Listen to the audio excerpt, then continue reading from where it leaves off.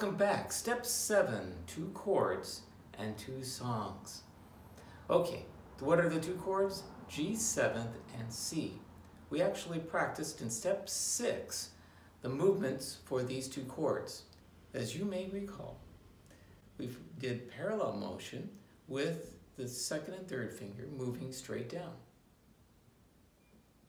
And we did contrary motion with 1st and 2nd finger on the 2nd and 4th string, moving from the 2nd and 4th string to the 5th and 1st string. Both of these, when we put them together, match our C chord and our G7th chord. So today, we're going to strum.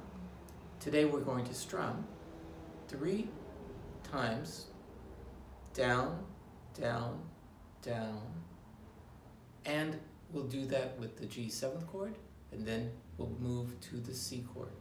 Let's just try that. G7 for 1 measure and C chord for 1 measure. 2 quarter notes and a half note. And your G7th chord, your 1st finger is on the 1st string, your 2nd finger is on the 5th string, 2nd fret, 3rd finger is on the 6th string. And here we go. Down, up, down, up. C chord, G7, C chord, G7, and C chord. There is a little gearbox on the YouTube link that allows you to be able to change the speed of the performance without changing pitch. So if the tempo is too fast, you can change it to half the tempo or even 3/4 the tempo. It'll give you a little bit more motivation to play along with the Beatles themselves on the song Paperback Writer. G7 chord, C chord. So practice that chord change and C chord. So if the tempo is too fast, you can change it to half the tempo or even 3/4 the tempo. Our second chord progression using those same 2 chords is going to be a C chord, a G7th chord, a G7th chord, and a C chord. 1 measure C chord, and that'll be 2 half notes. Another measure G7 chord, 2 half notes. We'll strum just down. Use your index finger. Just kind of let the hand drop from the 5th string when you're doing the C chord, and drop from the 6th string when you're doing the G7th chord. Okay, here we go. Down, up, C. Again C. G7th. G7th again. And C. And C. One more time. C chord. G7. G7. And C.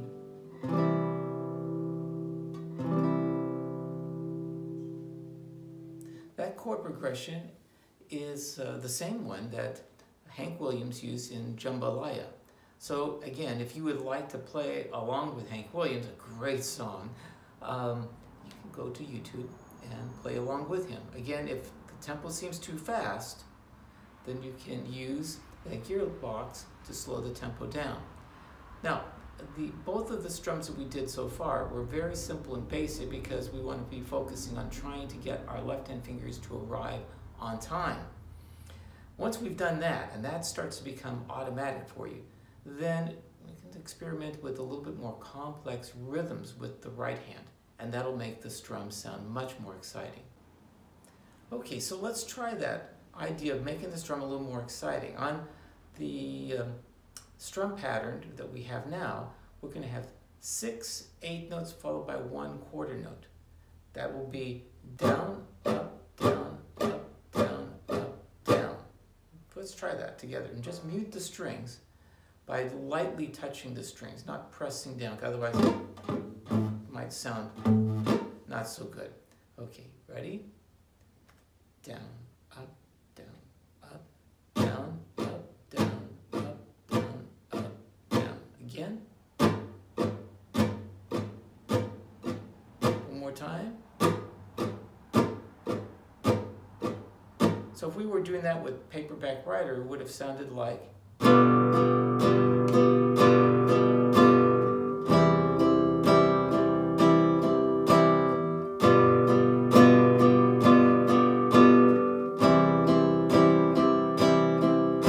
And each one of those would last one measure. Okay. If we did that same strum with a Jambalaya, that would be a C, G7, G7, C. That would sound like this.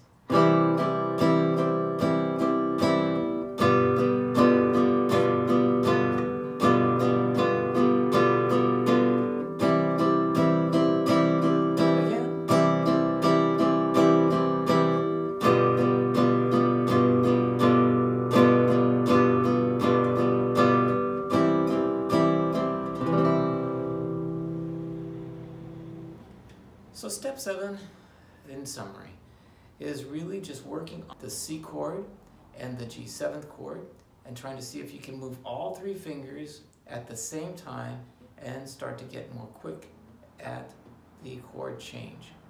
And as soon as it starts to become comfortable, to add a new strum to be able to make it more rhythmic and exciting. Trick is, of course, whenever you're doing chords and you're strumming, someone's got to play the melody. So either you have someone else playing with you, or you get inspired and you sing. I'm not going to teach you to sing. This is about guitar, but I invite you to try that out with either Paperback Writer, Jambalaya, or any other song that uses 2 chords, like C and G7. Thus concludes this step on C and G7. Best wishes on your practice in making the chord changes very quick. Again, work on making all the fingers move at the same time and arrive quickly at the same time at their destination. And adding a new strum, and good luck with your practice this week. Look forward to seeing you in step 8 when we learn to read 4 notes in first position.